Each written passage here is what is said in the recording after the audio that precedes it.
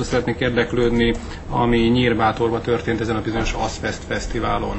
Ön hogyan ítéli meg a fiai szerepét az ügyben?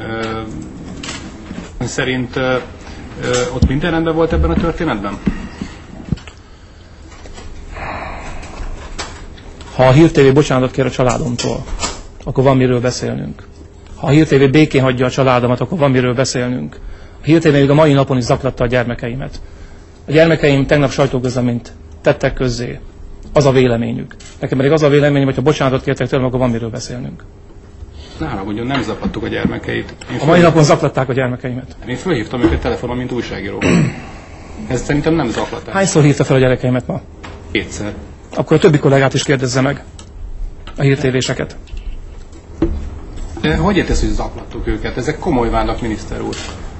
Lépjünk tovább. Kérem szépen, a vádak megalapozatlanok. A gyermekeim semmit nem rontottak el, a gyermekeim becsületesen viselkedtek. Kikérem magamnak azt, hogy az én politikai szerepvállásom miatt a családomat zaklassák. Kikérem magamnak, ez egy nagyon-nagyon aljas dolog, amit csináltak. Kívánom mindenkinek, hogy egyszer az életben tapasztalja meg, hogy a gyermekeit bántják. Kívánom önnek is, és kívánom másnak is. Köszönjük szépen. Lépjünk tovább. Ne haragudjon, Imre. Szakterülethez tartozó kérdéseket várunk pénzügyminiszter úrhoz. Válaszolt a pontos kérdésekre, miniszter úr. Lépjünk tovább. Válaszolt. Köszönöm. Minden kérdésére válaszoltam, uram. Ön nem válaszolt az én kérdésre. Mikor kérek bocsánatot a családomtól? Ne haragudjon, miért kellene bocsánatot? Imre, elnézést azért, kérek. mert megalapozatlanul vádolták a családomat több alkalommal.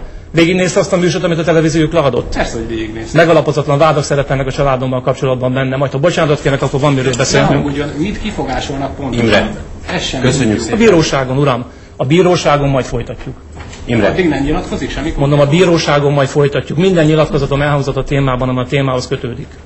Miniszter úr, önnek kapcsolatban merülnek fel állandóan ilyen ügyek. Imre, köszönjük szépen. A szakterülethez tartozó kérdéseket vár pénzügyminiszter úr a továbbiakban. Ön nem tartja furcsának?